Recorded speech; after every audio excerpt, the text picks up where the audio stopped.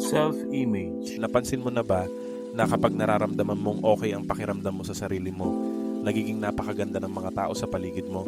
Ang funny, di ba? Kung paano sila nagbabago. Ang mundo ay reflection lang ng ating sarili. Kapag ayaw natin sa lahat, lahat ayaw din sa atin. Pero kapag mahal natin ang sarili natin, wonderful ang rest of the world. Ang self-image natin ay ang blueprint na nagdi-determine kung paano tayo mag-behave.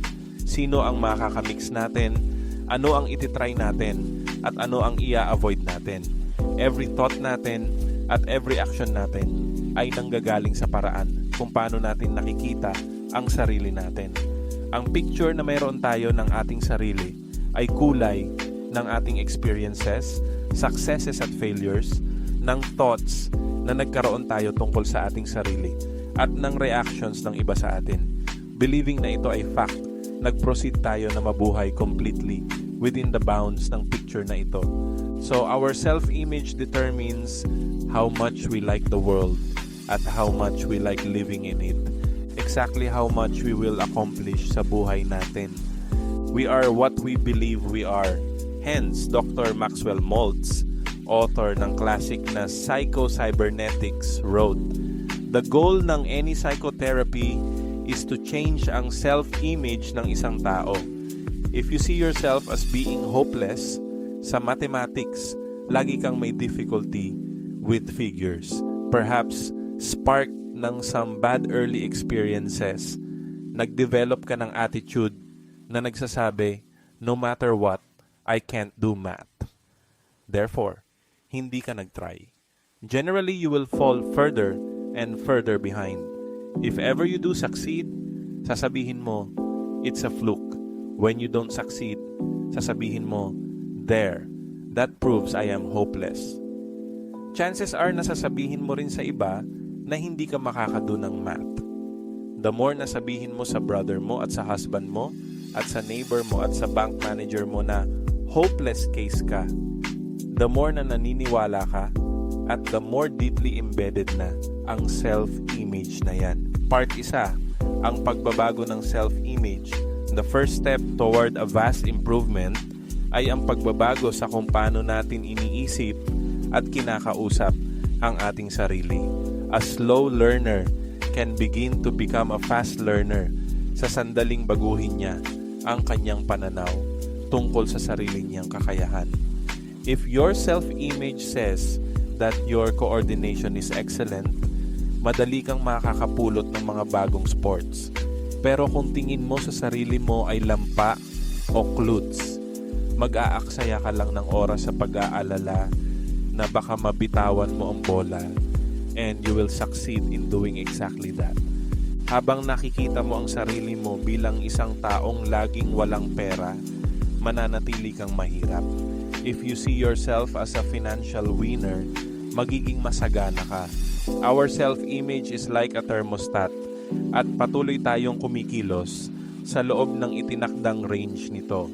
Maaaring inaasahan ni Fred na maging masaya ng mga 51% ng oras. Kaya naman, kapag nagiging sobrang maayos ang takbo ng buhay para kay Fred, maiisip niya, teka, hindi dapat ganito kaganda ang buhay. May mangyayari at mangyayaring masama sa anumang sandali. Kapag nangyari na yon, Fred takes a deep breath and says, alam ko namang hindi ito magtatagal. Ang hindi namamalayan ni Fred ay may iba pang tao sa mundo na laging malungkot at may iba naman na masaya halos buong oras. Lumilikha tayo ng sarili nating kalidad ng buhay batay sa sarili nating happiness self-image. What this means is that tayo ang nagpapasya sa sarili nating self-image. We decide on our own worth at nagdidikta kung gaano karaming kaligayahan ang dapat nating asahan. Part 2. Compliments o bakit hindi mo na lang sabihing salamat. Ang ating self-image ang nagtatakda ng ating focus o kung ano ang hinahayaan nating isipin ng ating utak. Isang magandang self-image ang nagpapahintulot sa atin na mag-concentrate sa mga papuring ibinibigay sa atin at sa mga tagumpay na ating nakamit. Hindi ito dapat ipagkamali sa pagiging mayabang o pagkakaroon ng malaking ulo. May nagsabi nga minsan, ang kayabangan ay isang kakaibang sakit. Pinaghahandaan nito ang lahat maliban sa taong mayroon nito. Being egotistical and having a healthy self-love are complete opposites. Dapat nating ibukod ang pagiging egotistiko sa pagkakaroon ng malusog na pagmamahal sa sarili. Ang mga taong may malalaking ego ay gustong laging nasa sentro ng atensyon, naghahangad ng pagkilala at walang gaanong pakialam sa mga tao sa paligid nila. Sa kabilang banda, a healthy self-love enables us to respect our own wishes, pati na rin ang kagustuhan ng iba. Ibig sabihin, maaari nating ipagmalaki ang ating mga nagawa nang hindi na kailangang ipagsigawan pa ang mga ito. At ibig sabihin ay maaari nating tanggapin ang ating mga kakulangan habang nagsisikap na mapabuti ang ating sarili. Ang malusog na pagmamahal sa sarili ay nangangahulugang wala tayong pilit na nararamdaman na ipaliwanag o i-justify sa ating sarili o sa iba kung bakit tayo nagbabakasyon, kung bakit tayo natutulog ng gabi na, kung bakit tayo bumibili ng bagong sapatos, o kung bakit we spoil ourselves from time to time. We feel comfortable doing things na nagdaragdag ng kalidad at kagandahan sa ating buhay. Let's recognize that walang tinatawag na superiority complex. When we genuinely appreciate our own worth, hindi na natin kailangang ipagsabi sa buong mundo kung gaano tayo kagaling. It is only the person who isn't convinced of his own worth ang siyang sumusubok na kumbinsihin ang buong mundo sa kanyang kahalagahan. Let's acknowledge na okay lang na tanggapin ang isang papuri kapag ito ay ibinigay sa atin. We don't have to be perfect to accept a compliment with a graceful thank you. Successful people always do say thank you. Natanto nila na malusog na ugali ang kilalanin ng isang trabahong mahusay na nagawa. If you congratulate an actor on winning an Oscar, hindi niya sasabihin, sinuwerte lang ako. He'll say, thank you. Kung batiin mo naman ang isang Nobel Prize winner, hindi niya sasabihin, wala akong pag-asa. She'll say, thank you. If you congratulate a pop star on her new hit record, hindi niya sasabihin, dapat ginalingan ko pa. She'll say, thank you. All successful people have come to appreciate their own worth. Ginawa na nila ito bago pa man sila naging matagumpay in order to be successful. A compliment is a gift.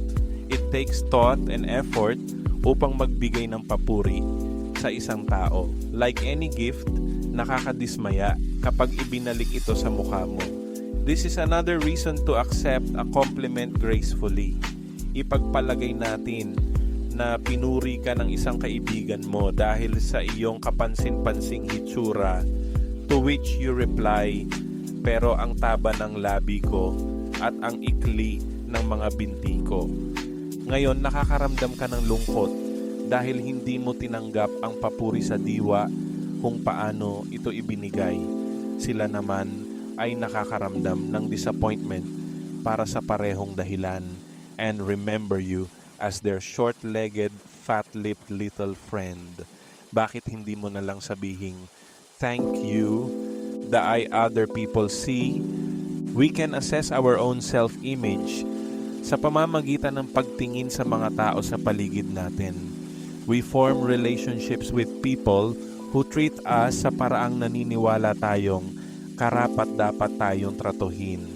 People with healthy self-images demand to be respected ng mga taong malapit sa kanila. Itinatrato nila ng maayos ang kanilang sarili and so set an example to other people as to how they should be treated. Kung si Mary ay may masamang self-image, titiisin niya ang lahat ng uri ng basura at pang-aabuso mula sa halos kahit sino.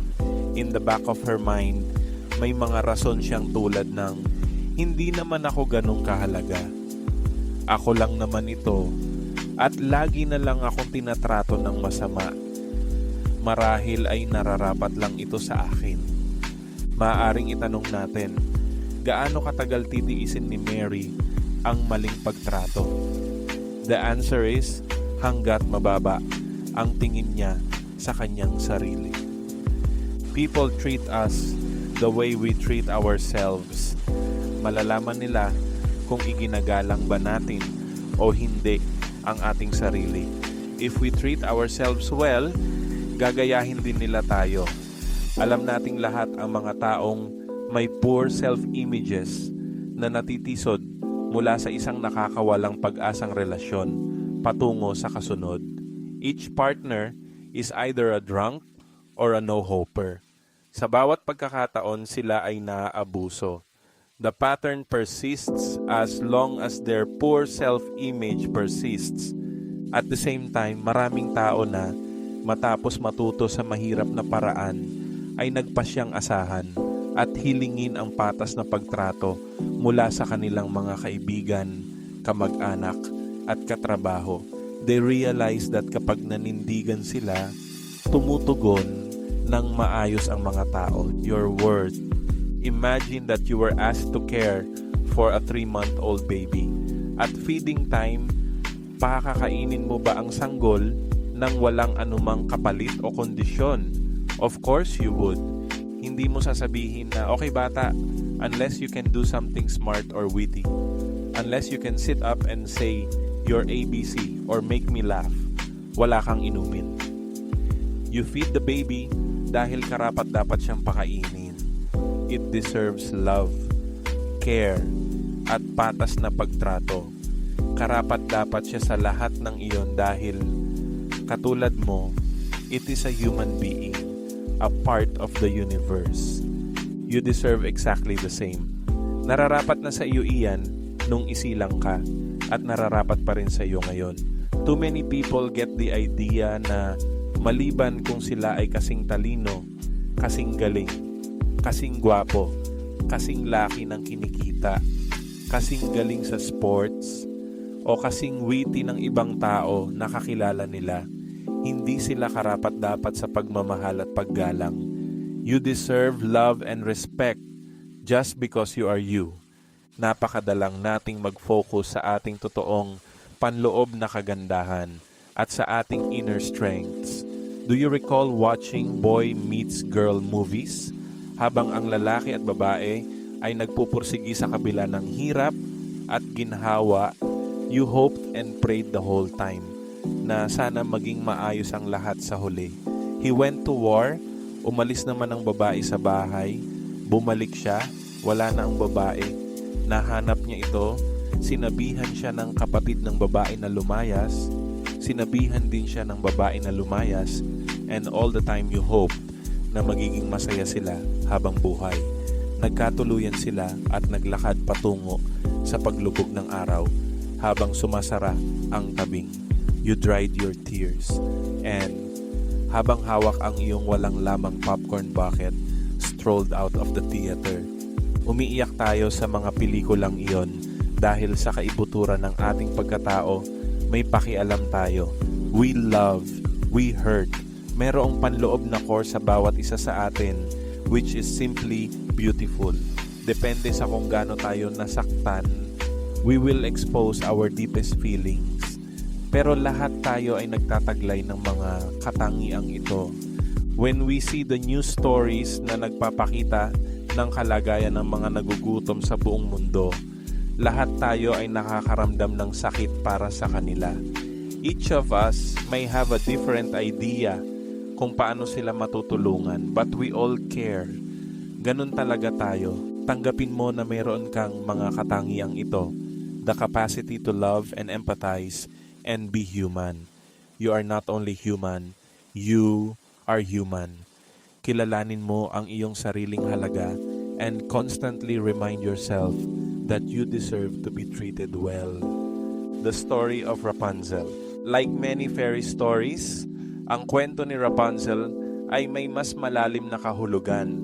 It is a story about self-image. Si Rapunzel ay isang batang babae who lives locked up in a castle, ikinulong ng isang matandang bruha who continually tells her kung gaano siya kapangit.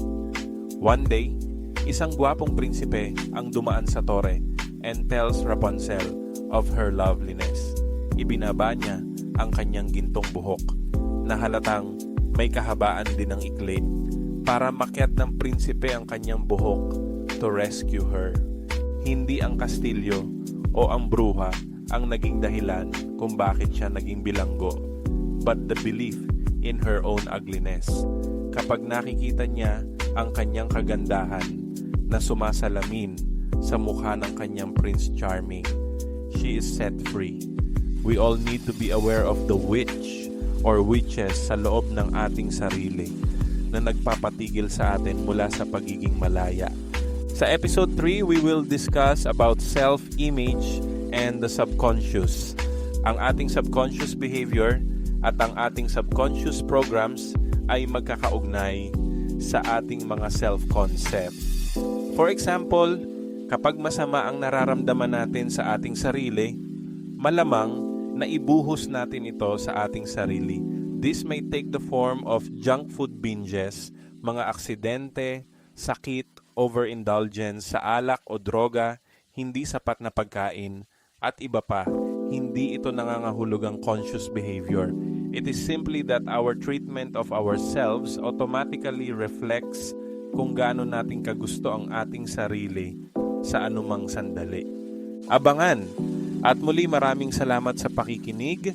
Please do not forget to follow para sa latest stories from the book Being Happy by Andrew Matthews.